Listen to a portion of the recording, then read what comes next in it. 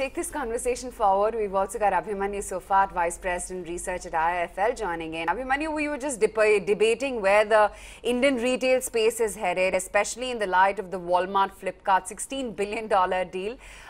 Do you think there is merit in further buying into these stocks, be it an Avenue Supermart or a Trend, or some of the Future Group stocks which are holding out just very well off late?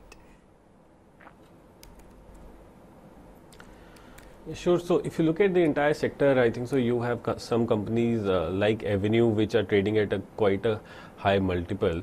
I think so a reasonable choice for us would be something like a Trend where the multiple is a bit decent relative to Avenue Supermart, and going forward the growth is quite stable, as well as it's been quite consistent relative to other companies. In case of Future, I think so a lot of things have been built on future expectations going forward, based on how the track record of the company has been last 1.5 to 2 years, when they have done pretty well.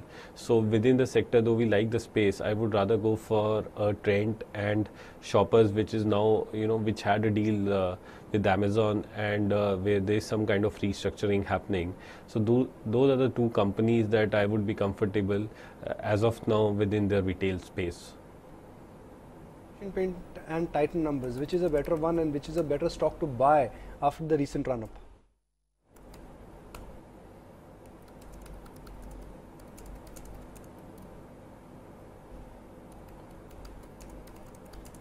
Abhimanyu, that question was for you. Yeah, you said Titan versus? Asian Paints. Okay, so I think so if you look at both the companies, see in terms of multiple FI 20, Titan is trading at close to around 45x, Asian Paint is trading at 43x. If you look at both the numbers, in case of Asian Paint, we believe there could be a 12 to 13% kind of an upside.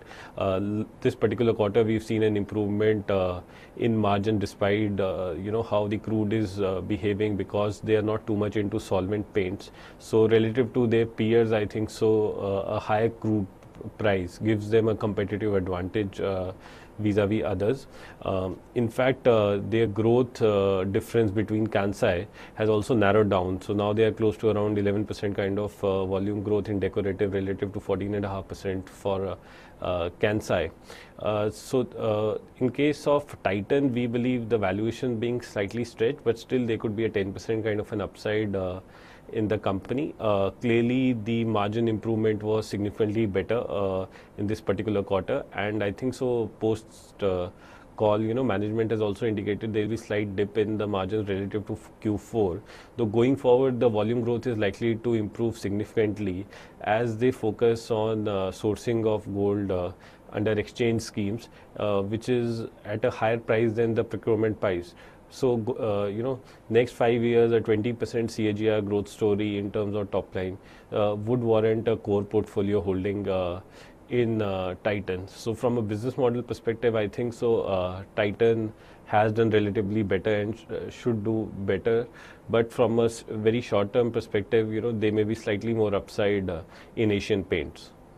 Just a second there, we have Fortis Healthcare and Ranjan Pai of Manipal Health. They're reacting to the Fortis deal sale. We are very disappointed. We felt that we had given the most comprehensive offer, is what he has stated as in his official line of communication or reaction to the deal.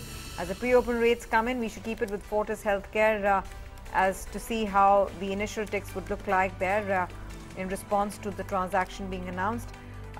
He's also saying that given our track record in healthcare, we were sure the board and advisory members would have seen our value proposition. Anyway, the board has made its decision, and I wish the company and the new shareholders all the very best. Now, that's just a reaction coming in from Ranjan Pai, who has been working on this deal over the last 6 months.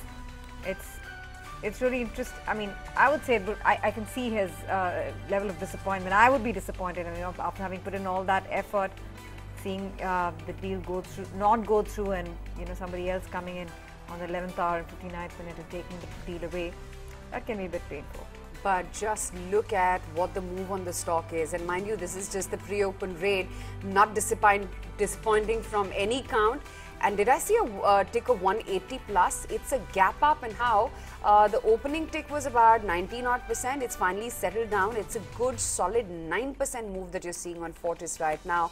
165.80. The winning bid is around 167 rupees per share. Abhimanyu, I mean, clearly the street is taking this with open arms right now. But would you say that it was a wise decision for the board to actually take up the winning bid in the Munjals and the Burmans, considering they don't really have the technical know-how of running a hospital, and it does require a fair amount of expertise?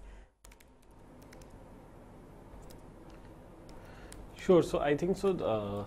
Part of the decision, probably my guess would be related to how much cash is being put upfront by each of the bidders, and I think so there were some board members who have dissented, especially the new ones which have joined the board.